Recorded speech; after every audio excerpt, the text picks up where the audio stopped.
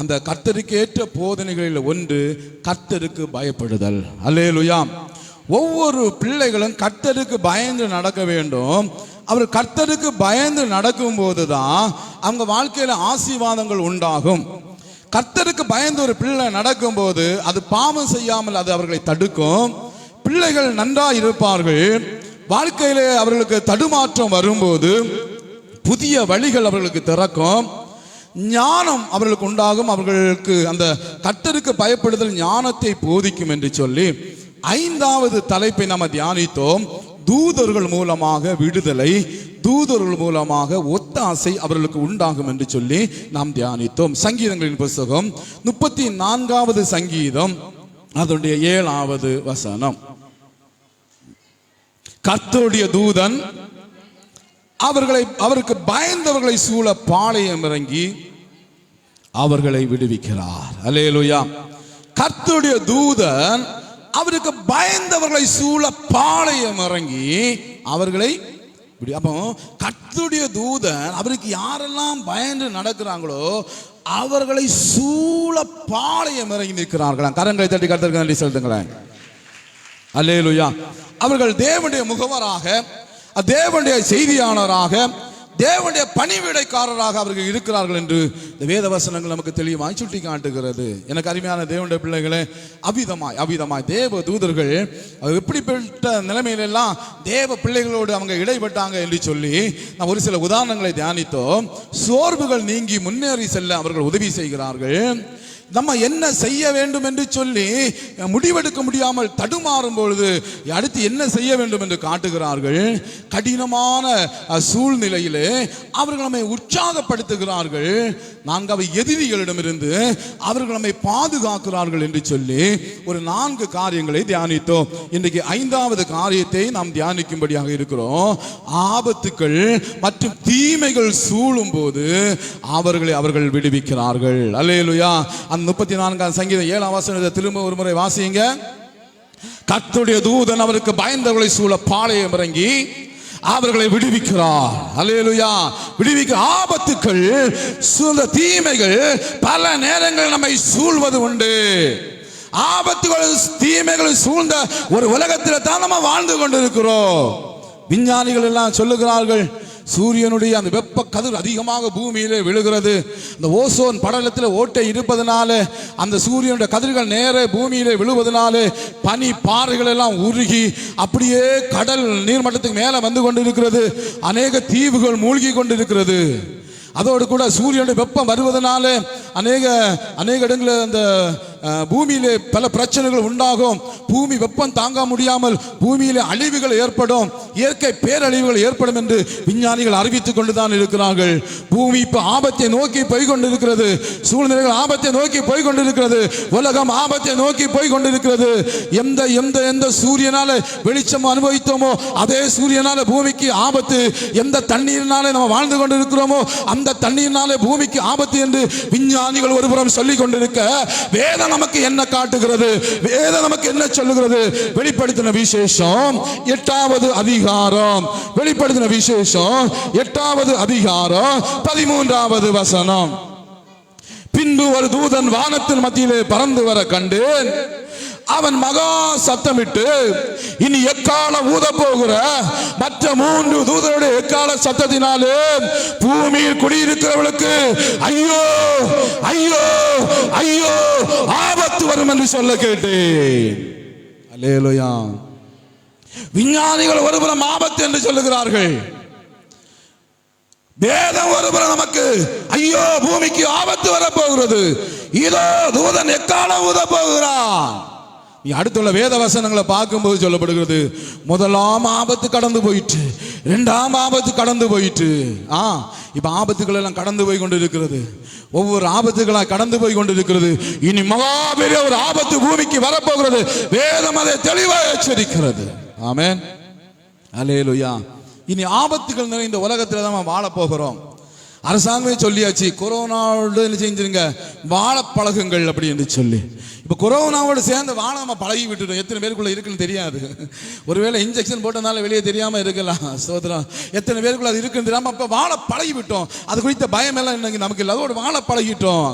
இன்னைக்கு அந்த உலகத்தோடு நம்ம வாழ பழகி கொண்டு இருக்கிறோம். எனக்கு அருமையான தேவனுடைய பிள்ளைகளே, நாட்கள் இனி பொல்லாதவைகளாய் மாறப் போகிறது, ஆபத்துகள் வரப்போகிறது.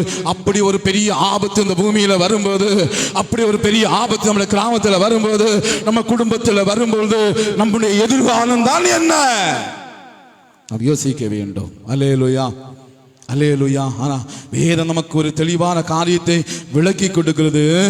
ஆபத்துகள் எப்படி வந்தாலும் அந்த ஆபத்துகள் வரும் பொழுது நம்மை பாதுகாக்க தேவன் தம்முடைய தூதர்களை அனுப்புவாராம். கரங்களை தட்டி. இயற்கையின் மூலமாய் ஆபத்துகள் வருவதுண்டு. புயல், மழை, பூமி அதிர்ச்சி. மிருகங்கள் மூலமாய் ஆபத்து வருவதுண்டு. சில நேரங்களில் மிருகங்கள், நாய் நம்மளை துரத்தும், கடிக்கும்.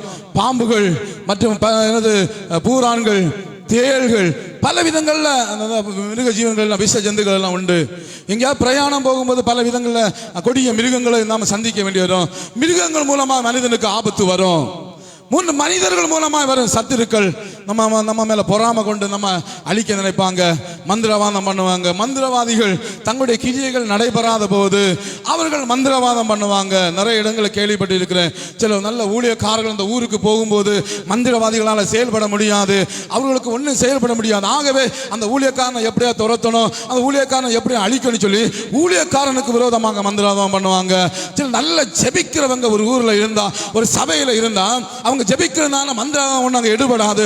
ஆகவே ஜெபிக்கிறவர்களுக்கு நேராக ஏவி அனுப்புகிற மந்திரவாதிகள் இருக்காங்க. இப்படி மந்திரவாதிகள் மூலமாய், கொடிய மனிதர்கள் மூலமாய், சத்துருக்கள் மூலமாய், பகைவர்கள் மூலமாய் சில நேரங்கள் நமக்கு ஆபத்து வருவது உண்டு.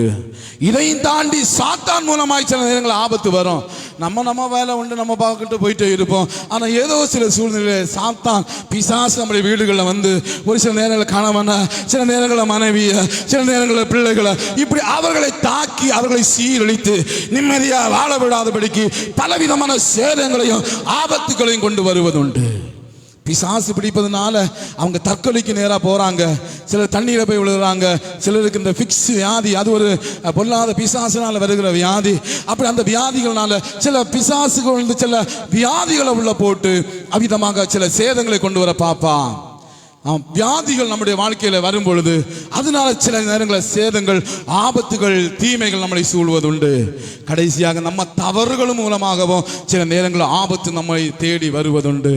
நம்ம சில தவறுகள், தேவையில்லாம பேசுகிற பேச்சு, தேவையில்லாம செய்கிற நடவடிக்கைகள், சில நேரங்கள் அவசரப்பட்டு நம்ம பண்ணுகிற சில காரியங்கள் நமக்கு ஆபத்தையும் தீமையும் கொண்டு வருகிறது. ஏதோ ஒரு விதத்தில் தீமைகள் நம்மை சூழும் பொழுது, தீமைகள் நம்மை சூழும் போது தேவனாகிய கர்த்தர் நமக்கென்று ஏற்படுத்தின அந்த தூதர்கள் நம்மை பாதுகாக்கப்பட வேண்டும், பாதுகாக்க வேண்டும் என்றால் நாம் கர்த்தருக்கு பயந்தவர்களாய் இருக்க வேண்டும். கரங்களை தட்டுங்க பாப்போம். ஹல்லேலூயா. ஒரு ஆபத்தில் மாட்டிக்கொள்ளுகிற வரையிலும் நமக்கு தெரியாது. ஒரு பிரச்சனை வருகிற வரையிலும் அதனுடைய அருமை பெருமை தெரியாது. ஒரு கஷ்டம் வருகிற வரையிலும், ஒரு தீமை வருகிற வரையிலும் நம்ம பெரிய ஆளதான் நினைப்போம். ஆனா ஆபத்து வந்து, பிரச்சனை வந்து, கஷ்டம் வந்து, அதுக்கப்புறம் தான் யோசிப்போம், ஐயோ நான் இதை பண்ணியிருக்க கூடாது, நான் அங்கு போயிருக்க கூடாது, நான் இப்படி பேசியிருக்க கூடாது, நான் இதை செய்திருக்க கூடாது, ஐயோ ஐயோ பல முறை நான் எச்சரிக்கப்பட்டோம், நான் அசால்ட்டா இருந்துட்டேன்னு, பல முறை ஆண்டவர் என் உள்ளத்தில் பேசியும் நான் இவ்விதமா இருந்து விட்டேன்னு அப்பதான் யோசிப்போம். அல்லேலூயா, அல்லேலூயா. அப்பதான் தவித்து போய் விடுவோம். அப்பதான் ஐயோ என்ன பண்றோன்னு தடுமாறி கொண்டிருப்போம். எனக்கு அருமையான தேவனுடைய பிள்ளைகளே, தேவனுடைய பிள்ளைகளே, நீங்க கர்த்தருக்கு பயந்து நடக்கிறவர்களா இருந்தா ஆபத்துகளும் தீமைகளும் உங்களை சூழும் போது, நீங்கள் தடுமாறும் போது, அடுத்து என்ன செய்ய வேண்டும், அடுத்து என்ன செய்ய வேண்டும் என்று நீங்கள் தடுமாறி நிற்கும் போது தேவன் தம்முடைய தூதர்களை உங்களுக்காக அனுப்பி, ஒருவேளை நீங்க கர்த்தரை நோக்கி கூப்பிடுறது கூட பலனற்ற சூழ்நிலையில் இருக்கலாம். அந்த நேரம் உங்க எண்ணங்களை வராம இருக்கலாம். அந்த ஆபத்தை நினைத்து பயந்து போய் இனி என்ன ஆக போகிறதோ, என் வாழ்க்கை என்ன ஆக போகிறதோ, என் குடும்பம் என்ன ஆக போகிறது என்று ஒருவேளை தடுமாறி கூனி குறுகி ஒரு மூலையில போய் உட்கார்ந்து அழுது கொண்டு கூட இருக்கலாம். ஆனா உண்மையாகவே நீங்க கர்த்தருக்கு பயப்படுகிறவளா இருந்தா, உண்மையாகவே நீங்க தேவனுக்கு பயப்படுகிறவளா இருந்தா, அந்த சூழ்நிலையிலும் நீங்க கூப்பிடாம இருந்தாலும் தவித்து நிற்கிற நேரத்தில் தேவன் தம்முடைய தூதனை அனுப்பி உங்களை விடுவிப்பார். அல்லேலூயா. அவர்களை விடுவிப்பார், அவர்களை பாதுகாப்பார். அப்படிப்பட்ட சில சம்பவங்களை நம்ம வேதாகமத்தில் பார்க்க முடியாது இருக்கிறோம். தானியேலுடைய புத்தகம் 6வது அதிகாரம் தானியேலுடைய புத்தகம் 6வது அதிகாரத்தில் அருமையான ஒரு சம்பவம் சொல்லப்பட்டிருக்கிறது. ராஜ்யம் முழுவதும் ஆளும்படிக்கு தன் ராஜ்யத்தின் மேல் 120 தேசாதிபதிகளையும் ராஜாவுக்கு நஷ்டம் வராதபடிக்கு அந்த தேசாதிபதிகள் கணக்கு ஒப்புவிப்பதற்காக அவர்களுக்கு மேலாக 3 பிரதானிகளையும் ஏற்படுத்துவது தரிவுக்கு நலம் என்று கண்டது. இவர்களில் தானியேலும் ஒருவனாய் இருந்தான். அல்லேலூயா, அல்லேலூயா. இவர்களில் தானியேலும் ஒருவனாய் இருந்தான். இந்த தானியேல் யார்? ஒரு யூதன். 16 வயதிலே அவன் சிறைபிடிக்கப்பட்டு போகிறான். நேபுகாத்நேச்சார் என்கிற ராஜா எருசலேமை சிறைபிடித்த நாட்களிலே இந்த தானியேலோடு கூட இன்னும் பல வாலிபர்கள் எல்லாம் சிறைபிடித்து கொண்டு போகிறாங்க. அவங்க எப்படிப்பட்டவங்களா இருந்தாங்க தெரியுமா? 3ஆம் வசனம் சொல்லுகிறது, அப்பொழுது இஸ்ரவேல் புத்திரருக்குள்ளே ராஜகுலத்தாரிலும் துறை மக்களிலும் யாதொரு மாசும் இல்லாதவர்களும் அழகானவர்களும் அறிவில் சிறந்தவர்களும் கல்வியில் நிபுணரும் ராஜாவின் அரண்மனையிலே சேவிக்க திறமை உள்ளவருமாகிய சில வாலிபர்களை கொண்டு வரும்படி. பாத்தீங்களா எப்படிப்பட்ட நல்ல திறமையானவங்க, ரொம்ப அழகானவங்க, நல்ல ஞானம் நிறைந்தவங்க, கல்வியில நிபுணர், ராஜாவிலே அரண்மனையிலே சேவிக்க திறமையானவங்க, அப்படிப்பட்ட நல்ல சில வாலிபர்கள். அவர்கள் ஒருவன் தானியேலாயிருந்தான். அல்லேலூயா, அல்லேலூயா. இப்ப அரண்மனைக்கு கொண்டு போன போது அங்கே ராஜாவின் போஜனம் கொடுக்கப்பட்டுச்சு. அந்த ராஜாவின் போஜனம் அவங்க பண்ணி இறைச்சி வச்சிருப்பாங்க, முதல் தரமான மது வச்சிருப்பாங்க, நல்ல முதல் தரமான. இங்க இருக்கிறதுல அந்த சாக்கடை தண்ணி இல்லை. இப்ப டாஸ்மாக் சாக்கடை தண்ணி குடிச்சுக்கிட்டு நல்ல ரோட்டில் கிடக்குதுக்கு இல்லை, அதே போல இல்லை. நல்ல முதல் தரமான வைன், நல்ல முதல் தரமான ஒயின் அவங்களுக்கு ராஜாவுக்கு உண்டு. அந்த ஒயினை கொடுப்பாங்க. இன்னும் நிறைய விதவிதமான சாப்பாடுகள். அவங்க நல்ல புஷ்டியா வரும்படி நல்ல சாப்பாடு கொடுத்து அவங்கள சில மாதங்கள் பயிற்றுவிக்கும்படியாக அங்கே வைத்திருந்தாங்க. அப்போ தானியேல் ஒரு தீர்மானம் பண்ணுனா, ராஜாவின் போஜனத்தினால் தன்னை தீட்டுப்படுத்த கூடாது என்று சொல்லி. அல்லேலூயா. ஏன்னா ஆண்டவர் சொல்லி இருந்தா பன்றி இறைச்சியை சாப்பிடக்கூடாது, பன்றி இறைச்சியை சாப்பிடக்கூடாது. சில நேரங்களில் நம்ம சத்தியத்தை பேசினா நம்ம சத்துரு வாங்கிடுவோம். சோதரன், நான் ஒரு நாள் சோதரன் ஒரு அறிக்கை போட்டிருந்தேன், ரத்தம் சாப்பிடுற பாவம். என்ன பிரச்சனை தெரியுமா? ரத்தம் சாப்பிடுறது பாவம்னு பேஸ்புக்கில் ஒரு அறிக்கை போட்டிருந்தேன். வேதம் சொல்லுறது ரத்தம் சாப்பிடக்கூடாது, பாவம்.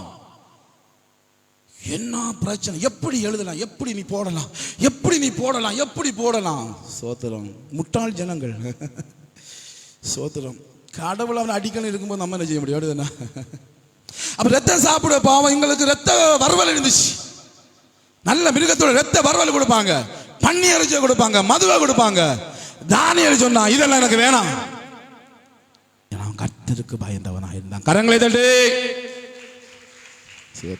உண்மையிலே நீ கர்த்தருக்கு பயந்தவளா இருந்தா யார் என்னதான் ஏவனாலும் நீ பாவம் செய்ய மாட்ட. உண்மையிலே நீ கர்த்தருக்கு பயந்து நடந்தவனா. என் ஃப்ரெண்டு சொன்ன ஒரு பக்கு தான் அடிக்க சொன்னா. நான் உங்களுக்கு ஒரு திரும்ப ஒரு காரணத்தை ஞாபகப்படுத்துகிறேன். தயவு செஞ்சு யாருக்கும் தண்ணி வாங்கி கொடுக்காதீங்க. நீங்கள் தண்ணி வாங்கி கொடுத்துட்டீங்கன்னா அதன் மூலம் அடுத்த குடும்பம் பாதிக்கப்படுது. அந்த வீட்டில் உள்ள அம்மாவும் பிள்ளைகளும், ஆண்டவரே என் புருஷன் இப்படி சீரியல் எழுதுறதுக்கு இவன் காரணமாக இருக்கிறான், இந்த குடும்பம் காரணமாக இருக்கணும், அவங்க கண்ணீர் விட்டாங்கன்னா நாசமாக போகிறது உங்கள் குடும்பம் தான், வாங்கி குடிக்காத குடும்பம். ஒரு மனுஷனுக்கு தண்ணி வாங்கி கொடுத்து கெடுக்காதீங்க. அடுத்தவங்களுக்கு சாபத்துக்கும் கண்ணீருக்கும் ஆளாகாதீங்க. தேவ சமூகத்தில் பேசுகிறேன். யாருக்கு தண்ணி வாங்கி கொடுக்காங்க? நிறைய ஆட்கள் இருக்காங்க தண்ணி வாங்கி கொடுத்து காரியம் சாதிக்கிறவங்க. கவனமாக இருங்க, கவனமாக இருக்கு. யாருக்கு தண்ணி வாங்கி கொடுங்க? நீங்கள் வெளிநாட்டிலேருந்து வரலாம், அங்கே கேரளாவிலேருந்து வரலாம், அல்லது அங்கே மெட்ராஸ்லேருந்து வரலாம், பெங்களூர்லேருந்து வந்தோடனே கூடி உட்கார வச்சு பார்ட்டி வைக்கணும்னா எல்லாம் சாபம் வரும். மொத்த குடும்பத்தையும் சீரழிக்கிற சாபம் வரும். அண்ணன் இப்போ தெரியாது, இப்போ என்ஜாய் பண்ண, ஓ ஹோய் பிரதர்ஸ் அப்படி இப்படி பேசுவாங்க, மாப்பிள்ளை சொல்லுவாங்க. ஆனால் நீ சாவப்பட்டு அடிபட்டு கிடக்கும்போது ஒரு பாந்து எட்டி பார்க்க மாட்டான். பாருங்க, தன்னை தீட்டுப்படுத்த கூடாது, ராஜாவின் போஜனத்தை தன்னை தீட்டுப்படுத்த கூடாது என்கிற ஒரு தீர்மானம். காரணம் என்னன்னா பயம். யாருக்கு பயம்? அம்மா அப்பா பக்கத்தில் இல்ல, வேற சகோதர பக்கத்தில் இல்ல. அம்மா அப்பாவுக்கு பயந்து சில பிள்ளைங்க இருக்கும். அம்மா அப்பா அங்க கிடக்குறாங்க யூதேயா தேசத்துல. இங்க யாரு இருக்கா? கூட நண்பர்கள் தான். அவன் சேர்ந்து அடிச்சா அப்படிப்பட்ட நபர்கள் வாழ்கிற இடத்துல தானியேல் ஒரு தீர்மானம் பண்ணுகிறான், இந்த ராஜாவின் போஜனத்தினால நான் என்னை தீட்டுப்படுத்த மாட்டேன், நான் கர்த்தருக்கு பயந்தவன் என்பதை அவன் தன்னை உறுதிப்படுத்திக் கொண்டான். ஆகவே கர்த்தர் அவனை உயர்த்தினார். ராஜாவுக்கு அடுத்த ஸ்தானத்தில் வந்தான். கரங்களை தட்டி கர்த்தருக்கு நன்றி செலுத்துங்களா. எல்லா பிரதானிகளுக்கும் தலைவனாக 3 பிரதானிகள் ஏற்படுத்தப்பட்டார்கள். 120 தேசாதிபதிகளுக்கு மேலாய் 3 பேர் ஏற்படுத்தப்பட்டாங்க. அந்த 3 பேர்ல தானியேல் மேம்பட்டவனாயிருந்தான். அந்த அளவுக்கு கர்த்தருக்கு பயப்படுகிறவள கர்த்தர் உயர்த்தி கொண்டே இருப்பார். இவன் உயர மற்ற பிரதானிகளுக்கு பொறாமை வர ஆரம்பித்தது. பொதுவாகவே உலகத்தில் இருக்க ஒண்ணுதான், கூட இருக்கிறவன் வளர்ந்தான், நீ பக்கத்தில் இருக்கிறவனுக்கு பிடிக்காது, எதையாக நீ செஞ்சு அவனை கீழே தள்ளுகிற வரையிலும் அவன் ஓயவே மாட்டான். அப்படிதான் அவர்களுக்கு பொறாமை வந்துச்சு. அவங்களை தானியேலை கெடுக்க பார்த்தாங்க, குற்றம் கண்டுபிடிக்க பார்த்தாங்க. பார்த்து ஒரு விதத்திலும் குற்றம் கண்டுபிடிக்க முடியவில்லை. எந்த விதத்திலும் அவனை குற்றம் கண்டுபிடிக்க முடியவில்லை. அப்பந்தான் அவங்க தீர்மானம் பண்ணாங்க, இவனை வேற எதுலையுமே குற்றம் கண்டுபிடிக்க முடியாது, இவன் கவனமா இருக்கிறான். அதனால தேவனை ஆராதிக்கிற விஷயத்துல, அவன் தேவனை தொழுது கொள்கிற காரியத்தில் குற்றம் கண்டுபிடிப்போம். ஒரு சட்டம் வருகிறது, ராஜாவை தவிர வேறு ஒருவரையும் தொழக்கூடாது 1 மாதத்திற்கு. தானியேல் 3 வேளை தேவனை தொழுகிறவன், அவன் கர்த்தருக்கு பயப்படுகிறவன். உண்மையிலே கர்த்தருக்கு ரொம்ப பயந்து நடக்கிறவங்க, மன்னிக்கவும், அவர்கள் தெய்வத்துக்கு ரொம்ப பயந்து நடக்கிறவங்க யார் தெரியுமா? நல்ல உங்க வாழ்க்கையை நீங்க திருப்பி பாருங்க, சுற்றி வட்டாரங்களை பாருங்க. உண்மையிலே தங்கள் கடவுள்களுக்கு பயந்து நடந்து கடவுளை ஆராதிக்கிறதுல முதல் இடம் இஸ்லாமியர்கள். 5 நேரம் தொழுகனா என்னத்தான் வேலை இருந்தாலும் தொழுதுருவாங்க. கடையில் 1000 பேர் வரிசையில் வந்தாலும் அந்த குறிப்பிட்ட டைமில் தொழுகையில் உட்காந்துருவாங்க. அவங்களுக்கு அந்த விரத நாட்கள், அது என்னன்னு தெரியல, நோன்பு நாட்களில் உமிழ் நீரை கூட விழுங்க மாட்டாங்களா? காலையில் 6 மணிக்கு மேலே சாயந்தரம் 6 மணிக்குள்ளால உமிழ் நீரை கூட விழுங்க மாட்டாங்களா? அவ்வளோ பக்தி இஸ்லாமியர்கள். இந்து நண்பர்களை பாருங்க, அவங்க காலங்களை அவங்க தெய்வத்தை தொழுகிறத பயப்பட்டு நல்லா குளிச்சு நல்லா ட்ரெஸ் எடுத்து நல்லா போய் அங்கே நின்று அவங்க கடவுளை தொழுவாங்க. கிறிஸ்தவங்க பாருங்க, இந்த உலகத்திலே சீர்கட்ட ஒரு சந்ததினா கிறிஸ்தவ ஜாதி. இவனுக்கு கடவுளும் வேண்டாம், இவனுக்கு ஒன்றும் வேண்டாம். எவ்வளோ நேரம் ஜெபம் பண்றான்? யோசித்து வர, எவ்வளோ நேரம் ஜெபம் பண்றீங்க ஒரு நாளும்? நீங்கள் திறமையானவங்க தான், தாளந்து உள்ளவங்க தான், பேச தெரிஞ்சவங்க தான், நீங்கள் பெரிய ஆட்கள் தான். எத்தனை நேரம் ஜெபம் பண்ணுறீங்க? உங்கள் வாழ்க்கையில் ஏதாவது மாற்றம் வருதா? சோதனம். அவனுக்கு இறக்க இஸ்லாமியனுக்கும் இந்துக்களுக்கும் இறக்க குணம் கிறிஸ்தவர்கள் தெரியுமா? கிறிஸ்துமஸுக்கும் புத்தாண்டுக்கு தான் டாஸ்மார்க்கில் நம்பர் 1 வியாபாரம் தெரியுமா உங்களுக்கு? ஈஸ்டருக்கு வேற. கொண்டாடுவோம் கவலைகள் மறந்து நாம் பாடுவோம். இயேசு செத்து 3ஆம் நாள் எழுந்தார். கொண்டாடுவோம், டாஸ்மார்க்கில் கொண்டாடுவோம், கவலைகள் மறந்து நாம் பாடுவோம். அவன் பண்டிகை நாளில் குடிக்க மாட்டான் ஐயா. அவன் தனக்குரிய கொடை நாட்களில் குடிக்க மாட்டான் தெரியுமா அவனுக்கு? அவன் பிறந்த நாட்கள் 40 நாள் குடிக்க மாட்டான் தெரியுமா அவனுக்கு? ஏதோ 1-2 கிடக்கும். பொதுவாக பாருங்க, மாலை போட்டு போறனால அவன் பக்தின்னு அவ்வளோ பக்தியா இருப்பான். எந்த கிறிஸ்தவன் இன்னைக்கு பக்தியா இருக்கிறீங்க சொல்லுங்க பாப்போம். 1000 குறை சொல்றான் ஆண்டவரை, 1000 குறை சொல்றோம், கர்த்தருடைய காரியங்கள் 1000 குறை சொல்லுகிறோம். ஆனா தானியேல் உலகத்தின் காரியத்தினால தன்னை தீட்டுப்படுத்த கூடாது என்று சொல்லி அவன் எடுத்த தீர்மானம் அவனை எங்கேயோ கொண்டு போய்விட்டது. மற்றவர்கள் பொறாமப்படுகிற அளவுக்கு கொண்டு போய் விட்டது. அப்படி இருந்தோம் தேவனை தொழுது கொள்ளுகிற மட்டும் விடவே இல்லை. இன்னைக்கு ஒரு நல்ல வேலை வந்தா போதும், நேரம் இல்லையா, அது வரையிலும் என்ன அப்படி இப்படி இருப்பான். ஒரு வேலை மட்டும், நல்ல ஒரு வேலை, நேரம் இல்லை எனக்கு இப்ப நேரம் இல்லை. ஒரு நாள் நேரம் இல்லாம போகும். அன்னைக்கு கர்த்தருக்கு நேரம் இல்லாம போகிற நாள் வரும். அன்னைக்கு தவிக்க போகிற நீங்களே தான் இருக்கும். ஒருவேளை அவன் தப்பிடுவான், அவன் அறியாம செய்யறான், அவங்க தெரியாம செய்யறாங்க. ஆண்டு சொல்வார், பாவம் என் ஜனத்தை விட இது எவ்வளவோ பரவாயில்ல, இவங்களும் நம்ம கூட்டிட்டு போயிடா, நீங்க நழுத்திரு நிற்க வேண்டியது இருக்கும். அல்லேலூயா. தான் பாருங்க, ஒரு தேசத்தில் பிரதானிகளுக்கு தலைவனாக அவன் இருந்த போதும் கர்த்தருக்கு பயந்து ஒவ்வொரு நாளும் 3 நேரமும் தேவனுக்கு முன்பாக அவன் ஜெபிக்கிறவனாய் இருந்தான். கர்த்தருக்குள் பயப்படுகிற பயம் அவனுக்குள் இருந்தபடினால அவன் ஜெபிக்கிறவனாய் இருந்தான். இப்ப சட்டம் வருது. என்ன சட்டம்? ராஜாவை தவிர வேறு யாரையும் தொழுது கொள்ளக்கூடாது. 30 நாளளவும் யாரையும் தொழுது கொள்ளக்கூடாது என்கிற சட்டம் வருகிறது. 10வது வசனத்தை வாசிங்க. 6:10. தானியேலோ வென்றால் அந்த பத்திரத்துக்கு கையெழுத்து வைக்கப்பட்டது என்று அறிந்த போதிலும் தன் வீட்டுக்குள்ளே போய் தன் மேல் அறையில எருசலேமுக்கு நேராக பலகணிகள் திறந்திருக்க அங்கே தான் செய்து வந்தபடியே தினம் 3 வேளையும் தன் தேவனுக்கு முன்பாக முழங்கால் படியிட்டு ஜெபம் பண்ணி ஸ்தோத்திரம் செலுத்தினான். கரங்களை தட்டி கர்த்தருக்கு நன்றி செலுத்தலாம். இப்படி ஒரு சட்டம் வந்துச்சுன்னா பாதி பேர் ஜெபம் பண்றதை விட்டுருவோம். ஒருவேளை ஆவியானவர் ஏவி ஜெபம் பண்ணாலும் கதவை நல்லா அடைச்சி வெளியிலே சத்தம் கேட்காத அளவுக்கு சத்ரான்னு சொல்லி தான் இருந்திருப்போம். அல்லேலூயா. நம்ம அப்படிதான் இருந்திருப்போம். ஆனா தானியேலோ ஜன்னலை திறந்தான். என்ன சட்டம் ஏத்திட்டு போயா? என்னை விடுவிக்க ஒரு தேவன் உண்டு. அல்லேலூயா. நான் இந்த அளவுக்கு நான் வரலன்னா நான் சாதாரணமாக வரலையா. என் திறமையினால வரல, என்னுடைய படிப்பினால வரல. என்னை உயர்த்தின ஒரு தேவன் உண்டு. அந்த தேவனை நான் ஆராதிக்காம இருக்க விட மாட்டேன். இந்த அளவுக்கு என்னை ஆசி வைத்திருக்கிற ஒரு தேவன் உண்டு. ஒரு என் படிப்புக்காக, என் பணத்துக்காக, என் வேலைக்காக, என் குடும்பத்துக்காக, என் மனைவிக்காக, என் பிள்ளைகளுக்காக கர்த்தரை நான் ஒருபோதும் மறக்க மாட்டேன். நான் ஜெபிக்க தான் செய்வேன். ராஜாவுக்கு பயப்பட மாட்டேன், அவன் சட்டத்துக்கு பயப்பட மாட்டேன். நான் கர்த்தரை துதிப்பேன், கர்த்தரை ஸ்தோத்திரிப்பேன் சொல்லி 3 வேளையும் ஜன்னலை திறந்து ஜெபம் பண்ணான். ஆமென். உடனே எல்லாரும் கூப்பிட்டு, பரவாயில்ல, நீ உன்னுடைய தேவனை ஆராதிக்கிறதுல உண்மையா இருந்த அப்படின்னு சொல்லி பாராட்டல. அவனுக்கு அங்கே அறிவித்த சட்டத்தின்படி அவன் சிங்க கெபியிலே கொண்டு போடப்பட்டான். சிங்க கெபியிலே கொண்டு பசியோடு இருந்த சிங்க கெபியிலே கொண்டு போடப்பட்டான். ராஜாவுக்கு சம்மதம் இல்லைதான். ஆனா எல்லாரும் ஏவினபடினால ராஜாவும் அதுக்கு சம்மதித்தான். அவன் சிங்க கெபியிலே கொண்டு போடப்பட்டான். அங்கு சொல்லப்பட்டு இருக்கிறது 19வது வசனம் வாசிங்க.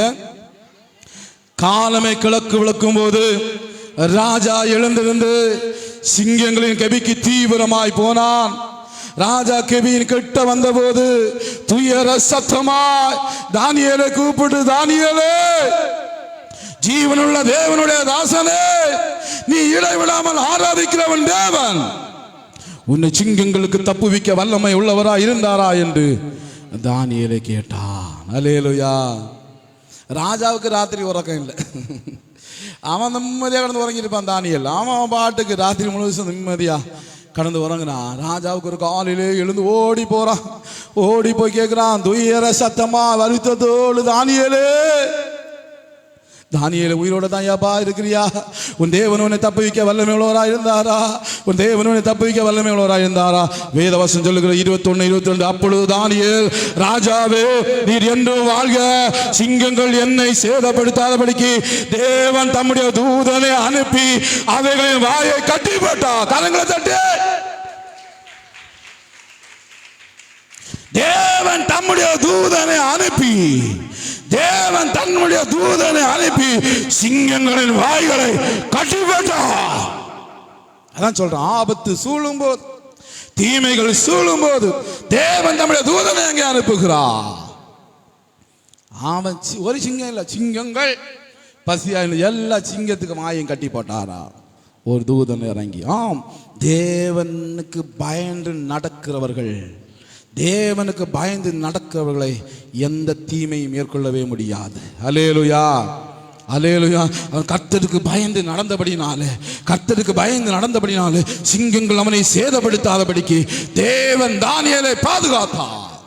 தம்முடைய தூதனை அனுப்பி பாதுகாத்தா. ஒருவேளை உங்க மேல பொறாம கொண்டு அவங்க மேல எரிச்சலாகி சில நேரங்களில் சில வம்புகள் உங்களை மாட்டி விடுவாங்க. நீ எந்த தப்புமே பண்ணியிருக்க மாட்டாங்க. அப்படி ஒரு எண்ணம் உங்க சிந்தனையில கூட வந்திருக்காது. சில நேரங்களில் நமக்கு விரோதமாக பேசுகிற பார்த்தா அப்படி ஒரு காரியம் நம்ம எண்ணி இருக்கவே மாட்டோம். இப்படி ஒன்று நமக்கே வந்திருக்காது. நல்லா ரூம் போட்டு யோசித்து என்னென்னமோ சொல்லுவாங்க. என்ன வேணுமானு சொல்லட்டும், எங்க வேணுமானாலும் கொண்டு போடட்டும், எந்த சிங்கமும் உங்களை சேதப்படுத்தாதபடி தேவன் தம்முடைய தூதன் அனுப்பி உங்களை பாதுகாப்பா. கரங்களை தட்டி நீங்க அதுக்கு பயப்படணும், கர்த்தருக்கு பயப்படணும். உங்க இஷ்டப்படி வாழ்ந்துட்டு போட்டா அடிச்சு குதறிட்டு போயிட்டே இருக்கும். இரண்டாவது ஒரு சம்பவம் அப்போஸ்தலர் நடபடிகள் 12வது அதிகாரம். அப்போஸ்தலர் நடபடிகள் 12வது அதிகாரம். தெரிந்த சம்பவம் தான். அக்காலத்தில் ஏரோது ராஜா சபையை துன்பப்படுத்தி வந்த நாள். அப்பொழுது பேதுருவை பிடித்து சிறையில் வச்சுட்டாங்க. சிறையில் வச்சு பேதுருவை கொலை செய்யணும் அப்படிங்கிற ஒரு எண்ணத்துல அவன் என்ன செய்யறான்னா, கொலை செய்யும்படிக்கு குறித்த நாளுக்கு 6வது வசனம் சொல்லுகிறது, அவனை வெளியே கொண்டு வரும்படி குறித்த நாளுக்கு முந்தின நாள் ராத்திரியிலே பேதுரு 2 சங்கிலிகளும் கட்டப்பட்டு 2 சேவகர்கள் நடுவில் நித்திரை பண்ணி கொண்டிருந்தான். காவற்காரரும் கதவுக்கு முன்னிருந்து சிறைச்சாலையை காத்து கொண்டிருந்தாங்க. பயங்கர பாதுகாப்போடு இப்ப சிறைச்சாலைக்குள்ளான் இருக்கிறான். பேதுருவை குறித்து நமக்கு நன்றாய் தெரியும். பேதுரு ஆண்டவருக்காக எழும்பி பிரகாசித்துக் கொண்டிருந்த காலம். ஒரு காலத்தில் அவன் ஆண்டவரை மறுதளிக்கிறவனா, ஆண்டவர் என்ன சோத்திரம் எதுக்கு எடுத்தாலும் முந்திரி கொட்ட போல ஏதாவது ஒன்று பேசி கொண்டிருக்கிறவன தான் இருந்தான். ஆண்டவர் அவனை சந்தித்தான், பரிசுத்த ஆவியானவர் அவன் மேல இறங்கினா. அன்னையில் தான் வாழ்க்கை மொத்தமா மாற ஆரம்பித்தது. அங்கு வரையும் பயந்து ஒதுங்கி வாழ்ந்த இந்த பேதுரு பரிசுத்த ஆவியான தம்மேல வந்தபோது அவன் எழுந்து கர்த்தருக்காய் பிரகாசித்தான். அல்லேலூயா. எழும்பி பிரகாசம் பண்ண ஆரம்பித்தான். விசுவாசத்தோடு போய் சப்பானிகள் எல்லாம் எழும்பி நடக்க வைத்தான். இவன் மூலமாய் அநேகர் ரட்சிக்கப்பட்டார்கள். ஒரு இந்தியாவிலே பிரதமராக இருந்த ஒருவரிடத்தில் ஒரு கேள்வி கேட்டாங்க. இன்னைக்கு கிறிஸ்தவர்கள் எல்லாம் கட்டாய மதமாற்றம் பண்ணுகிறார்களே, அவர்களை குறித்து உங்க கருத்து என்ன அப்படி என்று அது கேள்விப்பட்டீங்களா அப்படின்னு கேட்டபோது அவர் சொன்னாராம், எனக்கு தெரிந்து அவருக்கு யாரும் கட்டாயமா மதம் மாற்றினதா தெரியல. அவங்க சொல்லி நிறைய குடிகாரங்க திரும்பி இருக்கிறாங்க, விபச்சாரம் பண்றவங்க திரும்பி இருக்கிறாங்க, கொள்ளக்காரங்க திரும்பி இருக்கிறாங்க, தீவிரவாதிகள் திரும்பி இருக்கிறாங்க. ஆனா மதம் மாற்றினாங்களா என்று எனக்கு தெரியாது. பிபி நரசிம்மராவ் என்கிற பிரதமர் சொன்ன வார்த்தை. ஹலோ, கவனிக்கிறீங்களா? பேதுருடைய பிரசங்கத்தின் மூலமாய் அநேகர் மனமாறினார்கள். முதல் பிரசங்கத்தில் 3000க்கு மேல, இரண்டாவது பிரசங்கத்தில் 5000க்கு மேல சபை வளர ஆரம்பித்த போது சபை தலைவர்களுக்கு பொறாமை வர ஆரம்பித்தது. சபை தலைவர்கள், அங்கிருந்த சபை தலைவர்கள் அவர்களை பகைக்க ஆரம்பித்தார்கள். எல்லாரையும் கொல்லணும்னு, எல்லாரையும் அடிக்கணும்னு எல்லாம் தீர்மானம் பண்ணி அவிதமா ஒரு காரியம் நடந்தது. என்ன செஞ்சாங்க? அவங்கள மிரட்டி 4ஆம் அதிகாரம் 20ஆம் வசனம் சொல்லுகிறது, நாங்கள் கண்டவைகளையும் கேட்டவைகளையும் பேசாமல் இருக்கக்கூடாது. நடந்த சங்கதிகள் குறித்து எல்லாவற்றையும் தேவனை மகிமைப்படுத்தினபடினா ஜனங்களுக்கு பயந்து அவளை தண்டிக்க வகை ஒன்று காணாமல் அவர்களை பயமுறுத்தி விட்டுட்டாங்க. இப்படிப்பட்ட பல சூழ்நிலையில அவங்கள ஒடுக்குனாங்க. ஆனா அவங்க தைரியமா ஆண்டவருக்கு தான் சுவிசேஷம் சொல்றேன் என்று புறப்பட்டு சென்றார்கள். எனக்கு அருமையான தேவனுடைய பிள்ளைகளே, இதோடைய விளைவு என்ன தெரியுமா? சிறைச்சாலை. அவன் கர்த்தருக்கு பயந்து ஊழியம் பண்ணினா, பேதுரு கர்த்தருக்கு பயந்து ஊழியம் பண்ணினா, அவனுக்கு கிடைச்ச பரிசு சிறைச்சாலை. காலையில விடிந்தா அவனை கொன்னுறணும்னு சொல்லி ராஜா தீர்மானம் பண்ணினான். அக்காலம் ஒரு பஸ்கா பண்டிகை இருந்தபடினாலே அவன் உள்ள போட்டு அடைச்சி வச்சிருந்தான். ஆனா சாவதற்கு அந்த கொலைக்கென்று நியமிக்கப்பட்ட ஒரு நாளைக்கு முன்பதாக இரவு வேளையிலே 7வது வசனம் சொல்லுகிறது, 12:7, அப்பொழுது கர்த்தருடைய தூதன் அங்கே வந்து நின்றான். அறையிலே வெளிச்சம் பிரகாசித்தது. அவன் பேதுருவை விலாவிலே தட்டி சீக்கிரமாய் எழுந்திரு என்று அவனை எழுப்பினான். உடனே சங்கிலிகள் அவன் கையில் இருந்து விழுந்தன. கரங்களை தட்டி சத்தமா கரங்களை தட்டி கர்த்தருக்கு மகிமை செலுத்தலாமா? உங்களை எப்படி வேணாலும் கட்டி வைக்கலாம்.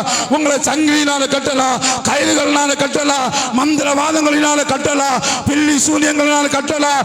அந்த கட்டிலிருந்து உங்களை விடுவிப்பதற்காக தேவன் தம்முடைய தூதனை அனுப்புவார். அல்லேலூயா. யாரையும் கட்டி வைக்க முடியாது. கட்டலாம், சில நேரங்கள் கட்டுவாங்க, அவங்க பாடு நல்லா கட்டி பார்ப்பாங்க, நல்லா கட்டுவாங்க. சில நேரங்கள் நம்ம செயல்பட முடியாதபடிக்கு நம்ம பேச முடியாதபடிக்கு சில நேரம் நம்ம வாயை கட்டிடுவாங்க, நம்ம நடக்க முடியாதபடிக்கு நம்ம கால்களை கட்டிடுவாங்க, நம்ம செயல்பட முடியாதபடிக்கு ஒரு காரியத்தை செய்ய முடியாதபடிக்கு சில நேரங்களில் கைகளை கட்டுவாங்க. நம்ம சரியா பார்க்க முடியாதபடிக்கு கண்களை கட்டுவாங்க, நம்ம சரியா சிந்திக்க விடாதபடி சிந்தனை கட்டுவாங்க, கட்டத்தான் செய்வாங்க. ஆனா கட்டுகளை அவிழ்த்து விடுதலை பண்ணுகிற தேவன் நமக்கு இருக்கிறார். அல்லேலூயா. நிரந்தரமாக அந்த கட்டு இருக்காது, நிரந்தரமாக அந்த கட்டு இருக்காது. அந்த கட்டு அவிழும், அந்த கட்டு அவிழும், அந்த கட்டு உடையும். அந்த கட்டிலிருந்து தேவன் நமக்கு விடுதலை தருவார். யாருக்கு தெரியுமா? அதுக்கு பயந்து நடக்கிறவர்களுக்கு. ஆமென். கர்த்தருக்கு பயந்து நடக்காதவர்களே அவர்கள் கட்டுவாங்க, அவன் அந்த கட்டோட சாவான், அவனுக்கு விடுதலையே கிடைக்காது. ஆனா கர்த்தருக்கு பயந்து நடக்கிறவன் கட்டுகளோடு சாவதில்லை, கிடங்கிலே சாவதில்லை, சிறையிலே சாவதில்லை, கர்த்தருடைய மகிமையிலே வாழ்வான். அல்லேலூயா, அல்லேலூயா. யார் உங்களை ஒன்றும் செய்ய? இன்னைக்கு ஒருவேளை மந்திரவாதங்களும் பில்லீஸ்வரங்களும் அப்படியே மேலே வாங்கி இருக்கலாம், நீங்கள் வளராத படிக்க உங்களுக்கு ஏதாவது பண்ணி கொண்டே இருக்கலாம். கவலைப்படாதீங்க, இன்னைக்கு ஆண்டோடு ஒப்பு கொடுங்க, பச்சமனும் சாவான், கட்டுகளும் அவிழும். அல்லேலூயா, சோத்திரம். இப்போ அதுதான் அவன் மந்திரவாதியெல்லாம் மன்னிக்க முடியும். ஆண்டோடு கேட்கலாம், அவன் சாவணும். அவன் உயிரோடு இருந்தால் இன்னும் பல பேர் அவனுக்கு வேதனைப்படுத்துவான். மந்திரவாதிகளெல்லாம் சாகணும், அவனுக்கு இறக்கமே காமிக்க கூடாது. எத்தனை குடும்பத்தை ஆசைப்படுத்துறானா லூசு பயிலுங்க. எத்தனை நல்ல குடும்பங்கள் அவன் மூலமாக. சோத்திரம். இனி மந்திரவாதிகள் தேடி போறாங்க பாத்தீங்களா, அவங்களும் அனுபவிக்கணும். சோத்திரம். உங்களை கட்டும்படியா, நம்மளை கட்டும்படியா. நம்ம சில போறாங்க தெரியுமா, மந்திரவாதியை பாக்கி போறாங்க தெரியுமா. நான் அது ஜன்னடி ஜபம், யாரெல்லாம் மந்திரவாதி கிட்ட போறானோ அந்த பேய் இவனுக்குள்ள வந்திருக்கணும், கடைசி போகவே கூடாது. ஹலோ, ஜீவன் உள்ள தேவன் ஒருவர் இருக்க, கர்த்தராகி ஆண்டவராய் இயேசு கிறிஸ்து ஒருவர் இருக்க, மந்திரவாதிகளையும் குறி பார்க்கிறவனையும் குருசர்களையும் தேடி ஓடுவதற்கு உங்களுக்கு என்ன தைரியம்? பள்ளிகளை தேடி ஓடுவதற்கு என்ன தைரியம் உங்களுக்கு? போனீங்க, இனி போனீங்களோ, யாரும் போக மாட்டீங்க, நீங்க யாரும் போக மாட்டீங்க. இனி போனீங்களோ, நீங்க வீட்டுக்கு வரும்போது அந்த பேயோட தான் வருவீங்க. வானனா தேவ சமூகத்துன்னு சொல்றேன். பாருங்க, கடைசி வரைக்கும் போகவே போ. எத்தனை நீங்கள் முகமது சிலாசில் கூப்பிடலாம், பென்னிகனை கூப்பிடலாம், தினகரனை கூப்பிடலாம், இந்த ஒரு இதில் இருக்க பெரிய பெரிய ஊழியக்காரன் வந்து ஜெபம் பண்ணாலும் கர்த்தரால் ஒரு ஆவி சவுலின் மேல் அனுப்பப்பட்டுருச்சு, கடைசி வரை போகலை. ஹலோ, கவனிச்சுங்க. ஆகவே மந்திரவாதிகளை தேடி போயிடாங்க. இனி மந்திரவாதமும் பில்லி சூனியம் உங்க வாழ்க்கையில கிரியை செய்யாது. அது அவிழும், அது அவிழும், கட்டுகள் அவிழும், சங்கிலிகள் அவிழும். நீங்க விடுதலையாக்கப்படுவீங்க. சிறைச்சாலையிலிருந்து அவர்கள் விடுதலையானா ஒரு தூதன் அவனை விடுதலை செய்தார். ஆமென், அல்லேலூயா. நிறைய அனுபவங்களை சொல்லிக் கொண்டே போகலாம். 5ஆம் அதிகாரத்திலும் ஒரு சம்பவம் இருக்கிறது. அங்கேயும் இப்படிதான் அப்போஸ்தலர்கள் எல்லாம் பிடிச்சி அங்கே ஜெயிலில் அடைச்சி போட்டிருந்தாங்க, ஜெயிலில் அடைச்சி போட்டிருந்தாங்க. சோதரம். எனக்கு அருமையான தேவனுடைய பிள்ளைகளே, 18ஆம் வசனம் சொல்லுகிற 5:18, அப்போஸ்தலரை பிடித்து பொதுவான சிறையில் வைத்தார்கள். கர்த்தருடைய தூதன் ராத்திரியிலே சிறைச்சாலையின் கதவுகளை திறந்து அவர்களை வெளியே கொண்டு வந்து விட்டான். நீங்க போய் தேவாலயத்தில் நின்று இந்த ஜீவ வார்த்தைகள் எல்லாவற்றையும் ஜனங்களுக்கு சொல்லுங்க, சொல்லுங்க. சொல்லாங்க, ஏ இப்படி எல்லாம் பேசக்கூடாது, என்ன பேசுற, இப்படி எல்லாம் பேசக்கூடாது, பேசக்கூடாது. அப்படி இப்படி ஜெயில பிடிச்சு வச்சாங்க. தூதன் வெளியே கொண்டு வந்து, பேசியா, நீ பேசு, நீங்க பேசுங்க, ஜீவாதிபதியை பற்றி பேசுங்க, தைரியப்படுத்த. ஆமென். ஆம், தூதர்கள் ஆபத்து சூழும் போது, தீமைகள் சூழும் போது, அது யார் மூலமாய் வந்தாலும் நம்மை விடுவிக்கிறவர்களாய் காணப்படுகிறார்கள். இது வேதத்தில் இருந்த சில அனுபவங்கள். அல்லாம இந்த பூமியில் நடந்த நிறைய அனுபவங்கள் இருக்கு. நான் அந்த தூதர்களை குறித்து ரொம்ப கொஞ்சம் ஆராய்ச்சி பண்ண, கொஞ்சம் நாளாகவே நான் தூதர்களை குறித்து ரொம்ப ஆராய்ச்சி பண்ணி கொண்டு இருக்கிறேன். நிறைய தூதர்கள். அதில் சில சம்பவங்கள். விக்டோரியா மகாராணி அவங்க ஆட்சி செய்த மகாராணியா இருந்த அந்த காலகட்டத்தில் ஒரு நாள் அவங்க ட்ரெயினில் போய் கொண்டு இருக்கிறாங்களாம். இரவு வேளையில் ட்ரெயின் போய் கொண்டு இருக்கிறது. திடீர் என்று சொல்லி அந்த ட்ரெயின் போகிற அந்த ட்ரெயின் வெளிச்சத்தில் ஏதோ ஒன்று கிராஸ் ஆன போல அந்த ட்ரெயின் ஓட்டுறவரை பார்க்குறாரு. ஒரு மனிதன் என்று கையை அசைப்பதை போல ஒரு உருவத்தை பார்த்துருக்கிறாரு. அந்த வெளிச்சத்தில் தெரியுதான். உடனே இந்த ட்ரெயினை நிப்பாட்டினாரு. நிப்பாட்டி விட்டுட்டு உடனே அவங்க கேட்டாங்க, என்ன ஆச்சு? இல்லை இப்படி ஏறோதுன்னு அசைத்தது போல இருக்கு நீங்க அப்படின்னு சொன்னோன்னு அவங்க போய் சொன்னா, போய் பாருங்க. கொஞ்சம் முன்னால போய் பார்க்குறாங்களாம், அந்த ரயில் தண்டவாளம் அப்படியே உடைந்து போய் கிடந்ததான். அல்லேலூயா. உடைந்து போய் கிடந்தா பார்த்தீங்களா? அந்த விக்டோரியா மகாராணி கர்த்தருக்கு பயந்து நடந்தவங்க. அவங்க தன்னுடைய அரசனாக இருக்கும்போது அரசவைக்கு போகும்போது பைபிளை கொண்டு தான் போவாங்களாம். பாராளுமன்றத்துக்கு பைபிளை கொண்டு தான் போவாங்களாம். இன்னைக்கு கோயிலுக்கு பைபிளை கொண்டு வரதுக்கு நம்ம கஷ்டம்.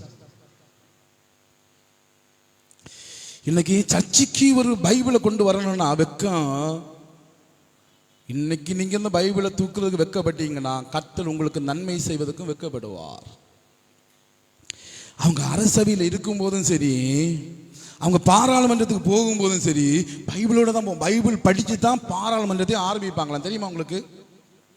எந்த ஒரு நிகழ்வு செய்தாலும் பைபிளை படிச்சு தான் ஆரம்பிப்பாங்களாம். நம்ம இன்னைக்கு என்ன செஞ்சு ஆரம்பிக்கிறோம் நம்முடைய நிகழ்வுகளை? யோசிச்சு பாருங்க. அப்போ ஆண்டவர் ஆசீர்வதிப்பார். கர்த்தருக்கு பயந்து நடந்தபடினால்தான் விக்டோரியா மகாராணிய ராஜ்யத்தில் சூரியன் அஸ்தமிப்பதில்லை என்கிற ஒரு வார்த்தை வந்தது. தெரியுமா உங்களுக்கு? விக்டோரியா மகாராணியுடைய சாம்ராஜ்யத்தில் சூரியன் அஸ்தமிப்பதில்லை. ஏன் தெரியுமா? அமெரிக்காவும் அவங்க கண்ட்ரோலில் தான் இருந்தது, இங்கிலாந்தும் அவங்க கண்ட்ரோலில் தான் இருந்தது, இந்தியாவும் அவங்க கண்ட்ரோலில் தான் இருந்தது, மொத்த உலகமும் அவங்க கண்ட்ரோலில் தான் இருந்தது. இந்தியாவில் சூரியன் மறையும் போது அமெரிக்காவில் உதிக்கும், அல்லது ஜப்பானில் உதிக்கும், ஒரு இடத்த மறையும் போது இன்னொரு இடத்துல உதிக்கும். எல்லாம் அவங்க ராஜ்யமா இருந்தபடினால விக்டோரியா மகாராணியுடைய காலத்தில் அவர்களுடைய ராஜ்யத்தில் சூரியன் அஸ்தமிக்கவே இல்லையா? காரணம் என்ன தெரியுமா? கர்த்தருக்கு பயந்து நடந்தாங்க. கர்த்தருக்கு பைபிள அவங்க இருந்தாங்க, ஓகே. ஆனா இன்னைக்கு பூமியில் நிறைய பேர் பயந்து நடந்தவங்க. விக்டோரியா மகாராணி ஒரு தூதனுடைய அந்த சாயல்ல வந்து தூதன் வந்து அவர்களை அந்த ரயில் விபத்திலிருந்து காப்பாற்றினார். வங்கியிலே வேலை பார்த்த ஒரு வாலிபன், அவருடைய பேர் வில்லியம் சதர்லாண்ட். சின்ன வயசுலேருந்தே கடவுளுக்கு பயந்து, தன் தாயாலே கடவுளுக்கு பயந்து நடத்தப்பட்டவன். சின்ன வயசுல இருக்கும்போது அம்மா ரொம்ப ஜெபம் சொல்லி கொடுப்பாங்களாம். சண்டே ஸ்கூலுக்கு எல்லாம் ஒழுங்கா போற பையன் அவன். சண்டே ஸ்கூல்ல போய் தேவனுடைய மகிமை அதிகமாக கண்டு கொண்டான், ஆரம்பித்தான், வளர்ந்து அவன் வங்கியிலே வேலை பார்த்து கொண்டிருந்தான். வங்கியில வேலை பார்த்து கொண்டு போய் இன்னைக்கு தான் எல்லா வசதியும். வண்டியில பணத்தை ஒரு இடத்துல இன்னொரு இடத்துக்கு கொண்டு போகும்போது துப்பாக்கி ஏந்தின போலீஸ். அந்த காலத்தில் அப்படி ஒன்றும் கிடையாது. ஏதாவது ஒரு நபர் இடத்துல கொடுத்து விட்டுருவாங்க, அந்த ஊரில் இருக்கிற வங்கிக்கு கொண்டு கொடு அப்படின்னு சொல்லி. அவ்விதமாக ஒரு ஊர்ல இருந்து அந்த வங்கிக்கு பணத்தை எல்லாம் அவன் எடுத்துக்கொண்டு போகிற பொழுது, போகிற வழியில திடீர்னு சொல்லி அவன் வீட்டில் அவங்க அம்மாவுக்கு உள்ளத்தில் ஒரு ஏவுதல் உண்டாயிட்டான். ஐயோ, தன் பிள்ளை ஏதோ ஒரு ஆபத்தில் இருக்கிற ஒரு எண்ணம். அந்த அம்மா அங்க ஜெபம் பண்ண ஆரம்பித்தாங்களாம். இந்த வாலிபனுக்கும் ஒரு எண்ணம் வந்தது. அவனும் ஜெபம் பண்ணி கொண்டு போனான். போகிற வழியிலே இவன் பணம் கொண்டு போகிறான் என்பதை அறிந்தவுடனே ஒரு கொள்ளைக்காரன் துப்பாக்கியோடு கூட இவன் போகிற அந்த வழியிலே குறுக்கே நின்று கொண்டிருந்தான். அவன் அந்த பக்கம் போகவும் இவன் அந்த புதரில் இருந்து வெளியே வரவும் ஒரு வெள்ளை ட்ரெஸ் போட்ட ஒரு ஆள் அப்படி கிராஸ்ல போயிட்டாங்களாம். அவன் ரெண்டு பேருக்கு இடையில அப்படி கிளாஸ்ல போன உடனே இவன் குதிரையில போயிட்டு இருக்கிறான். அந்த பையன் குதிரையில போயிட்டு இருக்கான். வில்லியம் குதிரையில போயிட்டு இவன் என்ன வந்து சாட நிற்கமோ ஒரு வெள்ளை ட்ரெஸ் போட்டுட்டு அப்படி குறுக்கே கிராஸ் பண்ணாங்க. அவ்வளவுதான். இந்த மனுஷனால செயல்படவே முடியல. கையில துப்பாக்கி இருக்கு, சுட முடியல. அப்படியே உறைஞ்சி போய் நின்னானா. பல மணி நேரம் அப்படியே நின்னானா. அப்படியே பல மணி நேரம் நின்ற ராத்திரி பல மணி நேரம் அப்படியே நின்று கொண்டிருந்தானா. காலையில் அவன் சரியானான், வீட்டுக்கு போனான். சுமார் 14 வருடங்களுக்கு பிற்பாடு ஒரு நாள் இந்த வில்லியம் சதர்லாண்ட் ஒரு ஊழியக்காரனா மாறிவிட்டான். இப்போ வேலையெல்லாம் விட்டு ஊழியக்காரனா மாறிவிட்டு ஒரு ஊர்ல திருச்சபையில் ஊழியம் செய்து கொண்டிருக்கிறான். 14 வருடங்களுக்கு பிற்பாடு ஒரு நாள் ஒரு கடிதம் வருகிறது. அந்த அவனுடைய அட்ரஸுக்கு ஒரு கடிதம் வருகிறது. அந்த கடிதத்தை பார்த்தபோது அங்கே ஒருவர் எழுதியிருந்தான். சாகிற தருவாயில் இருக்கிற ஒருவன் எழுதி கொள்ளுகிறதாவது, வில்லியம் நீங்க என்ன வந்து மீட் பண்ணணும், இதுதான் என்னுடைய அட்ரஸ், இதுதான் என்னுடைய காரியம், வாங்கன்னு சொல்லி அனுப்பியிருந்தார். இவரும் அந்த இடத்துக்கு ரயில் ஏறி போய்விட்டான். போய் அங்கே போகும்போது மரண தருவாயில ஒருவர் படுத்து கிடக்கிறார். இவரை பார்த்த உடனே அப்படியே கையை பிடிச்சிட்டு சொன்னாரா, நீங்க இப்ப ஊழியக்காரன் ஆயிட்டீங்கன்னு தெரியும். பல வருடங்களுக்கு முன்பதாக ஒரு நாள் வங்கியிலிருந்து நீங்க பணம் எடுத்து கொண்டு போகும்போது எனக்கு ஒரு ரகசிய தகவல் கிடைத்தது. என்னுடைய ஆள் ஒருவர் எனக்கு தகவல் கொடுத்தா, இவன் பணம் கொண்டு போகிறான் என்று சொல்லி உங்களை கொண்டு போட்டு அந்த பணத்தை எடுத்து திருட வேண்டும் என்று, கொள்ளையடிக்க வேண்டும் என்று நான் திட்டமிட்டு ஒரு குறிப்பிட்ட இடத்துல காத்திருந்தேன். நீங்கள் அந்த இடத்துல வேகமா வந்தீங்க. வந்தபோது நான் துப்பாக்கி எடுத்துக்கொண்டு முன்னாலே வரவும் ஏதோ ஒருவர் என்னை கிராஸ் பண்ணி போனாங்க. என்னால் செயல்பட முடியல. நான் உறைந்து போய் நின்றேன். இரவு முழுவதும் உறைந்து போய் நின்றேன். காலையில் எழுந்த என்னவென்றே எனக்கு புரியவில்லை. என்னவென்றே புரியல. மனசுக்கு பயங்கர குழப்பத்து மேல குழப்பம். நான் அந்த ஊரை விட்டு வந்து விட்டேன். அதன் பிற்பாடுதான் ஆண்டவராக இயேசு கிறிஸ்துவை சொந்த இரட்சகராக ஏற்றுக்கொண்டேன். ஆனாலும் அந்த நிகழ்வு மாத்திரம் என்னுடைய மனதை விட்டு போகவே இல்லை. அன்றைக்கு அப்படி என்ன நடந்தது, யாரவர் என்று சொல்லி நான் அப்படியே எண்ணிக்கொண்டிருக்கும் போதுதான் என் உள்ளத்தில் ஆவியானவர் பேசினார். இப்ப ரட்சிக்கப்பட்டுட்டேன். என் உள்ளத்தில் ஆவியானவர் பேசினார். ஒரு தூதனை என் மகன் ஆபத்தில் இருந்தபோது அந்த மகனை ரட்சிப்பதற்கு நான் என் தூதனை அனுப்பினேன் என்று சொன்னார். கடைசியாக நான் மரிப்பதற்கு முன்பதாக உங்களிடத்துல மன்னிப்பு கேட்கும்படியாக நான் விரும்புகிறேன். நான் இப்ப எல்லாவற்றிலும் ஓகே ஆயிட்டேன். நான் இப்ப பரலோகத்துக்கு செல்ல தயாரிக்க, ஆனாலும் உங்களை கொல்லணும்னு நினைச்சேன். பாத்தீங்களா, அந்த ஒரு பாவம் என் உள்ளத்துல இருந்து என்னை வருத்தப்படுத்தி கொண்டே இருக்கிறது. இந்த ஒரு பாவமும் மன்னிக்கப்படும் என்று சொன்னா நான் சந்தோஷமா பரலோகத்துக்கு போவேன். அப்படின்னு சொல்லி அவர் அங்கே இருந்தாரா? இந்த ஊழியக்காரர் என்ன சொன்னாரா? இல்லை, ஒன்றுமில்லை, நான் உங்களை மன்னித்து விடுகிறேன், நான் உங்களை மன்னித்து விடுகிறேன் என்று மன்னிப்பு கொடுத்தாரா? அந்த மனிதன் சாகவில்லை, அவன் பிழைத்து கொண்டான். கரங்களை தட்டி ஹலோ. ஒரு தூதனை அனுப்பி தேவன் தம்முடைய பிள்ளைகளை விடுவிக்கிறவர். தேவன் தம்முடைய பிள்ளைகளை விடுவிக்கிறவர். சாலைபுதூர் எங்க திருச்சபையில் ஒரு ஓடு சர்ச்சி, ஒரு இந்த தேனி கூட்டம் பல வருடமா நேர ஊழியக்காரன் பிரசங்கம் எடுக்க நேர மேடையில் இருக்கும். பெரிய அளவில் வரும், போகும், வந்து பெரிய அளவில் இருந்து வேலைக்கிழமை கூட்டம் நடத்த முடியாது, வந்து கொட்டும். சில நேரத்தில் வந்து அங்கே உள்ள லைட்டு போட்டோம், மொத்தமாக சபை ஃபுல்லாக, கோயில் ஃபுல்லாக இதாகிடும். ரொம்ப ஓத்திரமாக இருந்துச்சு, அடிக்கடி வந்து ஓத்திரப்படித்திலே இருந்துச்சு. ஒரு நாள் நாங்கள் ஜெபம் பண்ணோம், ஆண்டவரே இந்த சாத்தான் இதை விட்டு நிற்கணும், போயிடணும்.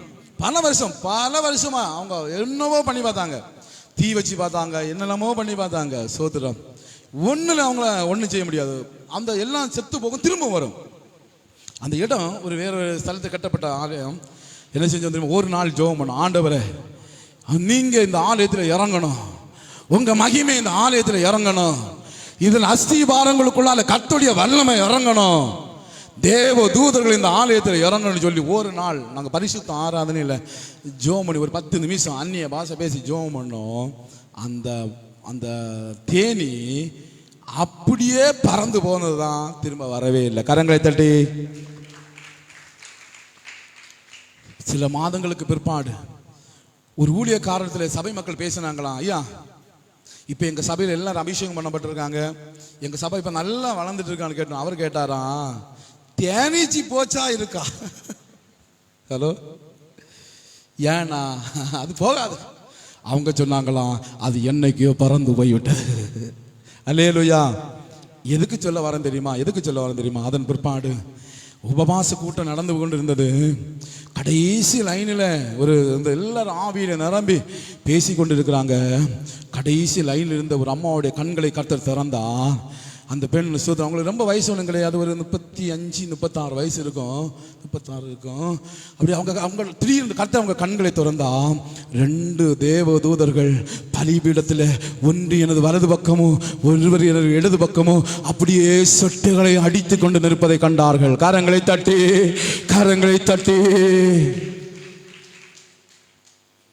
இன்றைக்கு வரையிலும் உங்களுக்கு தெரியாது, இந்த மேடையில் 2 தூதர்கள் நிற்கிறாங்க.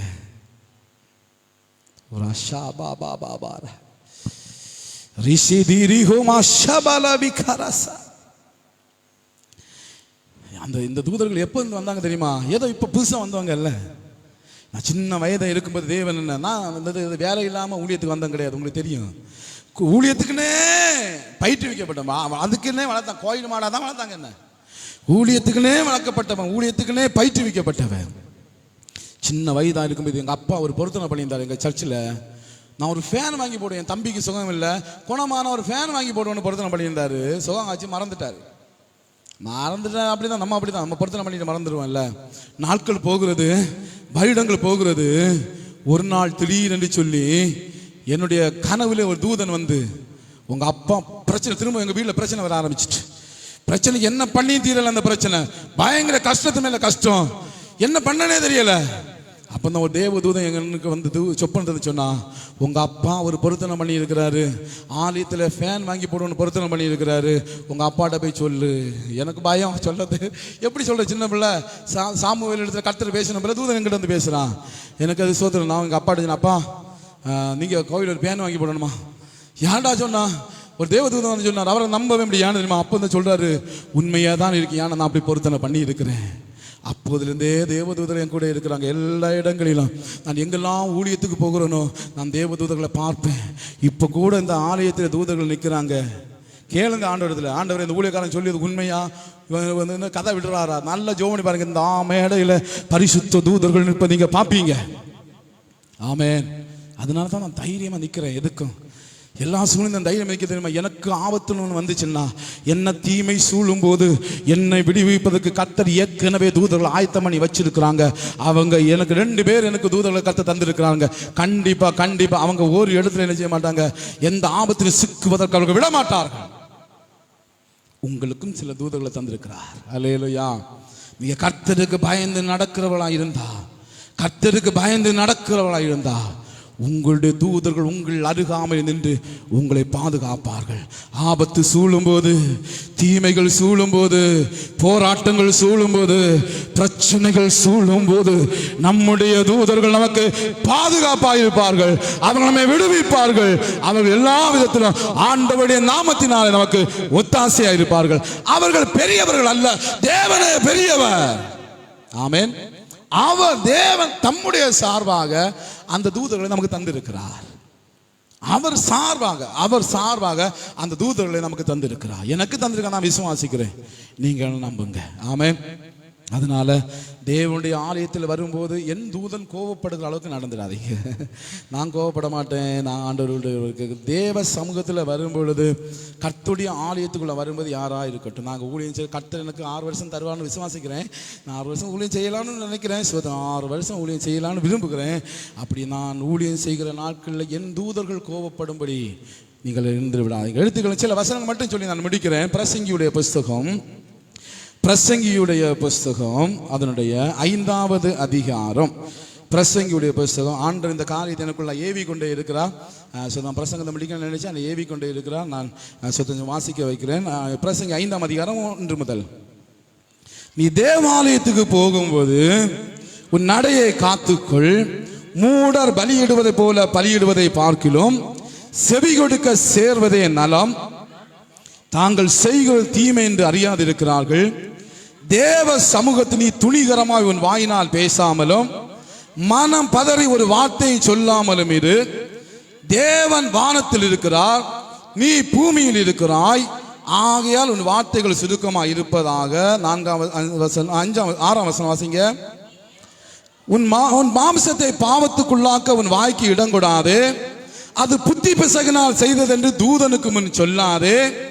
தேவன் வார்த்தைகளினால கோபம் கொண்டு உன் கைகளின் கிரியைகளை அழிப்பானே. அப்போ தூதன் ஆலயத்தில் நிற்கிறான். பாத்தீங்களா?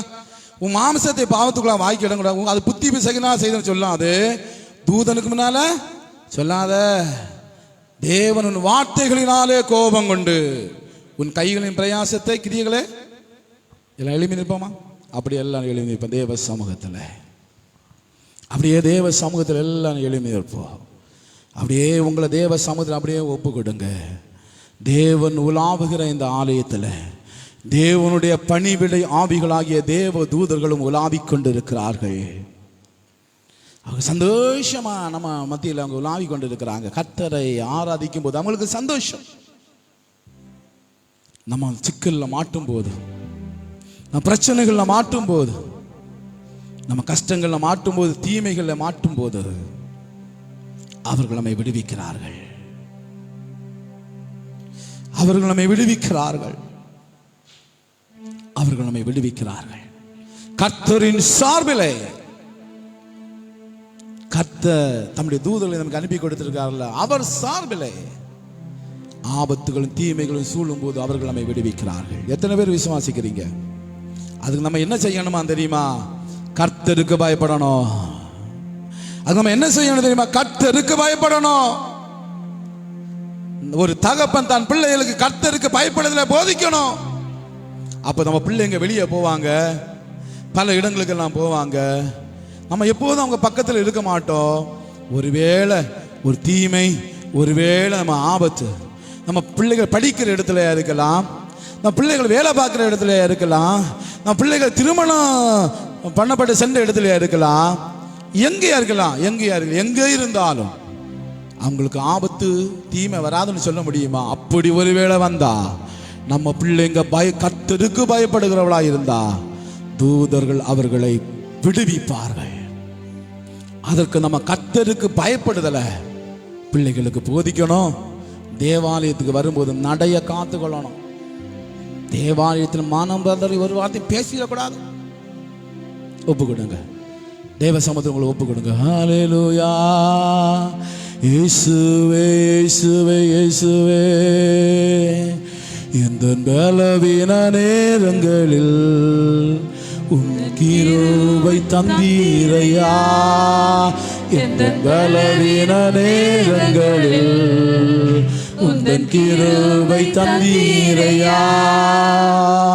இயேசு ராஜா என் பலனானீர், எதற்கும் பயமில்லையே.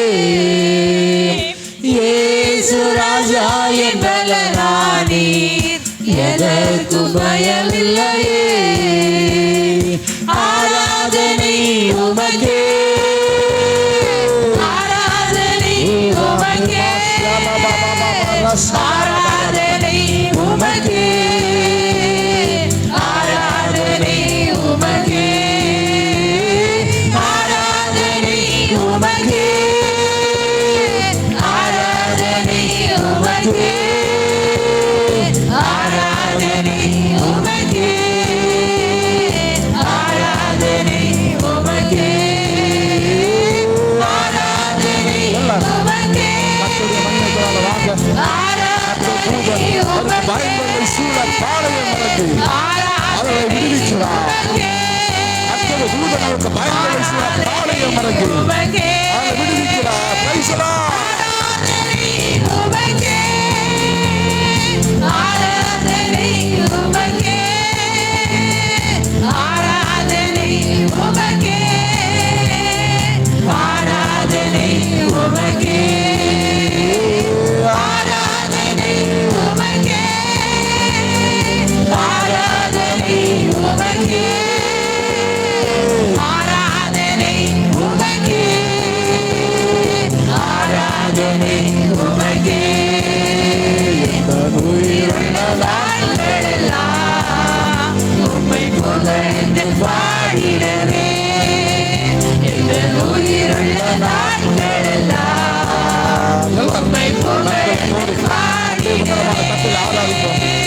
தேவன்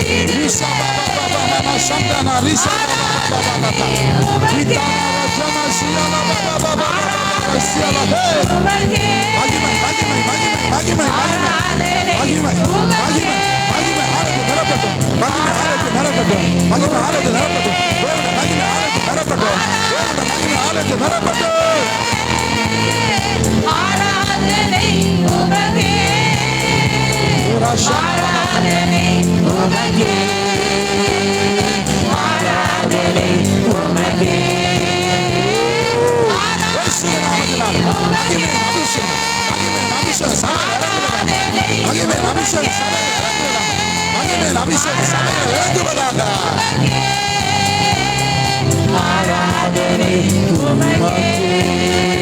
எல்லாரும் கரங்களை தட்டி கர்த்தர் கொடுத்திருக்க தூதர்களுக்காய் கர்த்தரை துதிப்போம். தேவன் நம்மை பாதுகாக்கிறபடியாக கர்த்தரை துதிப்போம். ஆபத்துக்கு தீமைகள் சூழும் போது தேவன் நம்முடைய தூதரை அனுப்பி நம்மை விடுவிக்கிறபடினால கர்த்தரை துதிப்போம்.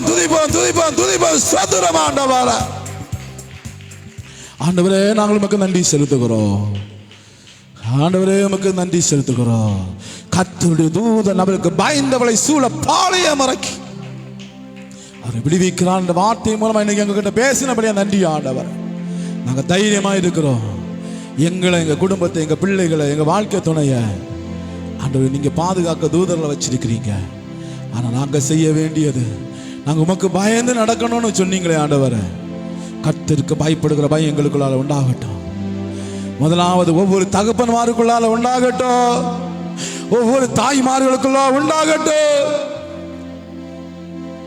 ஒவ்வொரு தகப்பன்மாருக்குள்ள கர்த்தருக்கு பயப்படுகிற பயம் இப்ப இறங்கி வரட்டும். ஒவ்வொரு தாய்மாருக்குள்ள கர்த்தருக்கு பயப்படுகிற பயம் உண்டாகட்டும். அவர் சர்வ வல்லமையுள்ள தேவன், அவர் பரிசுத்த அக்கினி, அவர் மகிமையின் தேவன். சேரக்கூடாத வழியிலே வாசம் பண்ணுகிறவர், மனுஷன் ஒருவரும் கண்டிடாதவரும் காணக்கூடாதவருமா இருக்கிற சேனைகளின் தேவனாகிய கர்த்தர் பெரியவர். ஆண்டவரே, உமக்கு பயந்து நாங்கள் நடக்கத்தக்கதாய் ஆண்டவர் எங்களுக்கு கிருபை செய்ய வேண்டும். ஒவ்வொரு தகப்பன்மாருக்கும் கிருபை செய்ய வேண்டும். ஒவ்வொரு தாய்மாருக்கு கிருபை செய்ய வேண்டும் ஆண்டவர். இதுவரையில் உமக்கு பயந்து நாங்க நடக்காம உமக்கு விரோதமா பாவம் செய்திருந்தா எங்களை மன்னிச்சிருங்க ஆண்டவர். ஒவ்வொரு தகப்பன்மாரையும் மன்னிப்பீராக, ஒவ்வொரு தாய்மாரையும் மன்னிப்பீராக. நாங்க செய்த பாவங்க எங்க பிள்ளைகளுக்கு சாபமா போயிடக்கூடாது ஆண்டவர். நாங்க செய்த பாவங்க எங்க பிள்ளைகளுக்கு மேல தலையில சாபமா இறங்கிடக்கூடாதுப்பா. மன்னிச்சிருங்க ஆண்டவர், மன்னிங்க ஆண்டவர். எங்க பிள்ளைங்க வாழணும்பா, எங்க குடும்பம் வாழணும் ஆண்டவர், எங்க குடும்பம் வாழணும் ஆண்டவர். கிருபை செய்யுங்க ஆண்டவர். எங்க பிள்ளைகளுக்கு நாங்க கர்த்தருக்கு பயப்படுதல போதிக்கணும். எங்க பிள்ளைகளுக்கு நாங்க கர்த்தருக்கு பயப்படுதல போதிக்கணும். அந்த ஞானத்தை என் தகப்பன்மாரா இருக்கிற எங்களுக்கு என் ஆண்டவர் தருவீராக. எங்க பிள்ளைகளுக்கு நாங்க கர்த்தருக்கு பயப்படுதல போதிக்கணும் ஆண்டவர். எங்க பிள்ளைகளுக்கு நாங்க கர்த்தருக்கு பயப்படுதல போதிக்கணும் ஆண்டவரே. ஞானத்தை தாங்கப்பா, ஞானத்தை தாங்கப்பா, ஞானத்தை தாங்கப்பா. உங்க பிரசன்னத்துக்குள்ளால உங்க மகிமை கரத்துக்குள்ளால தேவரீர் மூடிக்கொள்ள வேண்டும் என்று சொல்லி ஜெபிக்கிறேன். இந்த ஆராதனையில் கலந்து கொண்ட ஒவ்வொருவரையும் கரத்தில் ஒப்பு கொடுத்து ஜெபிக்கிறேன். சமாதானத்தின் தேவனுடைய கிருபை கரம், உன்னதமான ஆண்டுடைய மகிமை கரம் ஒவ்வொரு கூட தங்கி இருக்கட்டும்பா. இந்த ஆலயத்தை விட்டு சமாதானமாய் தங்கள் இல்லங்களுக்கு புறப்பட்டு சென்று ஆசீர்வாதமாய் வாழ கர்த்தர்களுக்கு அனுக்கிரகம் செய்ய வேண்டும் என்று சொல்லி ஜெபிக்கிறோம். சகலவற்றையும் உமது கரத்தில் நான் ஒப்பு கொடுத்து ஜெபிக்கிறேன் ஆண்டவரே. எங்கள் திருச்சபை லோக்கல் உத்தியோகஸ்தர்களை உமது கரத்தில் நான் ஒப்பு கொடுத்து ஜெபிக்கிறேன். கர்த்தர் ஆசீர்வதிங்க. ஞானமா இந்த சபையை நடத்தி செல்வதற்குரிய ஞானத்தை தேவனாய் கர்த்தர் ஒவ்வொருவருக்கும் நீர் கட்டளையிட்டு கொடுக்க வேண்டும் என்று சொல்லி ஜெபிக்கிறோம்.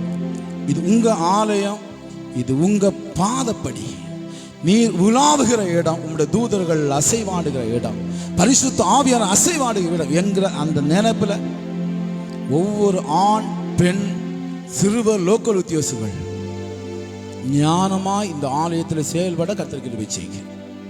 ஒவ்வொரு சபை மக்களையும் உமது கரத்தில் ஒப்பு கொடுக்கிறேன். ஆண்கள், பெண்கள், வாலிபர், பெரியோர்கள் எல்லாரையும் ஒப்பு கொடுக்கிறேன். சிறுவர்களை ஒப்பு கொடுக்கிறேன். ஆண்டவரே, இது ஆலயம் தேவன் உலாவுகிற இடம் என்று சொல்லி புரிந்து கொண்டு ஞானமாய் நடக்க அவர்களுக்கும் என் ஆண்டவர் கிருபை செய்ய வேண்டும் என்று சொல்லி ஜெபிக்கிறேன். தொடர்ந்து நடத்துங்கப்பா. தேவக்கரம் கூட இருக்கட்டும். இந்த ஆராதனைக்கு பின்பாடு நடக்கிற ஹோமிலிக்கு மீட்டிங்கை ஆசீர்வதிப்பீராக. மாலை நடக்கிற சண்டே ஸ்கூலை ஆசீர்வதிப்பீராக. அது தொடர்ந்து நடக்கிற கோர்க்கடட் வகுப்புகளை கர்த்தர் ஆசீர்வதிப்பீராக. தேவக்கரம் கூட இருக்கட்டும். பெரிய காரியங்களை செய்யுங்க ஆண்டவரே. 10ஆம் வகுப்பு 12ஆம் வகுப்பு பிள்ளைகளுக்கு கர்த்தர் கொடுத்த வெற்றிக்காய் நன்றி ஆண்டவரே. உமக்கு பயந்து நடந்த பிள்ளைகளுக்கு கர்த்தர் நல்ல வெற்றியை கொடுத்தீங்க ஆண்டவரே. ஏசப்பா, உமக்கு நாங்கள் நன்றி செலுத்துகிறோம், நன்றி செலுத்துகிறோம். சிலருக்கு மார்க்கு குறைவாக இருந்தாலும் ஆண்டவரே ஸ்தோத்திரம் ஆண்டவரே. அடுத்து அவர்கள் எடுக்க போகிற கோர்ஸுகளில் இடம் கிடைக்க கர்த்தர் உதவி செய்யுங்க. வருகிற நாட்கள் நல்ல மதிப்பெண் எடுத்து அவர் ஒவ்வொன்றிலும் பாஸ் ஆக கர்த்தர் உதவி செய்யுங்க. தேவ வழிநடத்தல் உண்டாகட்டும், தேவ வழிநடத்தல் உண்டாகட்டும் என்று சொல்லி ஜெபிக்கு ஆசீர்வதிக்கிறேன். இன்றைக்கு ஆலயத்தில் சாக்லேட் வாங்கி வைத்து கர்த்தர் ஆசீர்வதிங்க. மற்ற ஒவ்வொருவரையும் கர்த்தர் ஆசீர்வதிங்க, பொறுப்படுத்திக் கொள்ளுங்க. தேவ சமாதானம் கூட இருக்கட்டும். பெரிய காரியங்களை செய்யுங்கப்பா. இயேசு நாமத்தில் ஒப்பு கொடுக்கிறேன் நல்ல பிதாவே. ஆமென், ஆமென். நம்முடைய கர்த்தராகிய இயேசு கிறிஸ்துவின் கிருபையும் பிதாவாகிய தேவனுடைய அன்பும் பரிசுத்த ஆவியானுடைய ஐக்கியமும் சிநேகமும் இன்றும் என்றும் சதா நாட்களில் நம் அனைவரும் கூட தங்கி நிலைத்திருப்பதாக. ஆமென், ஆமென். அல்லேலூயா. கர்த்தர் உங்களை ஆசீர்வதித்திருக்க. சமாதானத்தோடு போய் வாருங்கள்.